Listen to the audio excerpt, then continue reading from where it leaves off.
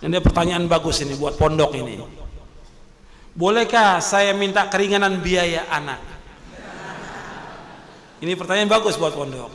Sekarang kepada yang bertanya dan kepada ikhwan yang lain, saya ingin jelaskan. Pondok ini butuh biaya. Untuk kelangsungan pondok ini butuh biaya. Kadang-kadang ketika pondok menetapkan bayaran, apakah itu uang pangkal, apakah itu SPP atau yang lainnya, itu kadang-kadang orang berusaha bagaimana menawar supaya mendapatkan keringanan atau kalau bisa gratis majanan. Dipikir guru-guru ini malaikat semuanya, nggak perlu makan, nggak perlu minum, bahkan mungkin anaknya dipikir malaikat juga, karena biaya itu untuk siapa? Untuk anaknya makan, anaknya minum. Ini juga ada banyak kezoliman dari para wali murid dan wali santri. Kezoliman saya katakan, ketika dia disekolahkan di sekolah umum yang bayaran mahal, nggak nawar dia, tidak nawar. Ketika disekolahkan sekolah umum, kenapa dia nggak nawar? Masuk sudah, dianggap sekolah ini baik, sudah masuk. Bayaran berapa? Uang pangkalnya 20 juta dibayar. Sebulan berapa? 1 juta dibayar, nggak nawar dia. Tapi giliran pondok dicari yang paling murah.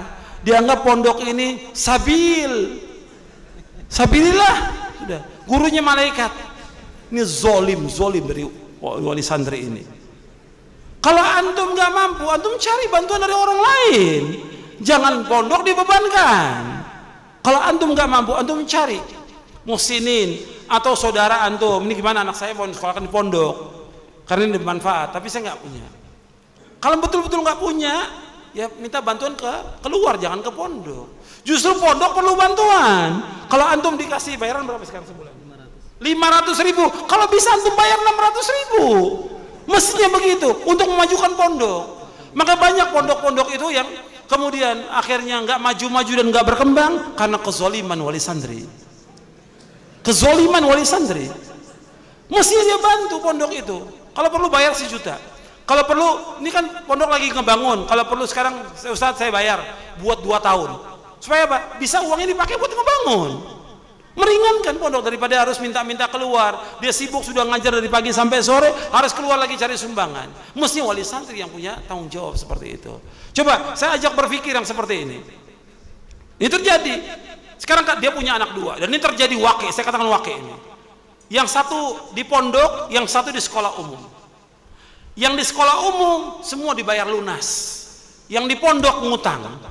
Zolim atau tidak seperti itu? Zolim. Ini wakil nyata saya katakan ini. Saya berapa kali ke pondok-pondok, saya lihat gimana, Ustaz saya buat pembangunan nggak ada. Coba sekarang saya lihat bayarannya. Bayarannya ini banyak yang nunggak Ustaz, minta tagih. Kalau tidak kasih hukuman, tidak boleh masuk lagi atau dipecat anaknya. Ketika ditagih pada bayar semuanya, alhamdulillah berjalan lancar pondok itu lagi. Di beberapa tempat ini, yang saya lihat beberapa tempat. Karena mudir pesantren ngadu, Ustaz gimana solusinya? Solusinya tagih. Solusinya tagih. Kalau dia tidak, diskor anaknya. Yang salah bapaknya kalau anaknya skor, ya sebagai hukuman bapaknya bertanggung jawab. Kalau tidak, dipecat. Dia yang harus nyari dana bagaimana supaya untuk makannya anaknya, masa guru juga yang harus bayarkan? Anak 500.000 bayar untuk makannya dia, masa guru yang harus bayarkan? Kan nggak benar.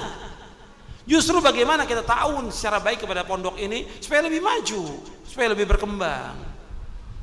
Kalau giliran pondok menetapkan uang pangkal mesti ditawar. Tapi kalau sekolah lain ya, yang anak itu tidak nginap, uang pangkal 20 juta dibayar. Mana dia? Satu anaknya di sekolah sini SMP, satu di SDIT. Yang di SDIT uang pangkalnya 20 juta, ada 15 juta.